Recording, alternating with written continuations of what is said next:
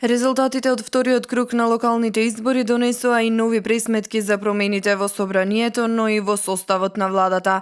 Ако по првиот изборен круг и поднесените оставки беше познато дека Македонското собрание ќе има 7 нови пратеници, по резултатите од вториот круг на изборите, јасно е дека најмалку 9 пратеници ја напуштаат оваа функција и преминуваат во локалната власт. Петре Шилегов, Стефан Богоев, Курто Дудуш, Максим Димитриевски, Сашко Поцков, Коста Јаневски и Благој Бочварски од пратеничката група на СДСМ станаа градоначалници, па така нивните места се очекува да ги заземат Татјана Лалчевска, Анита Симеска-Димовска, Лидија Тасевска, Ристе Ташев, Костадин Костадинов, Агим Муртезанов и Костадин Ацевски.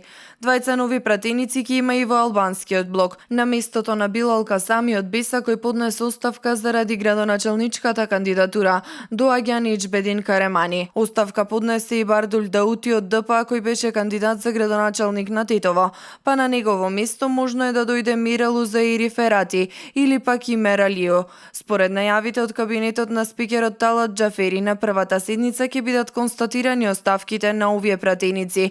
Ќе биде проследена информацијата за неколкумината пратеници кои освоија градоначалнички мандати, како и верификација на новите.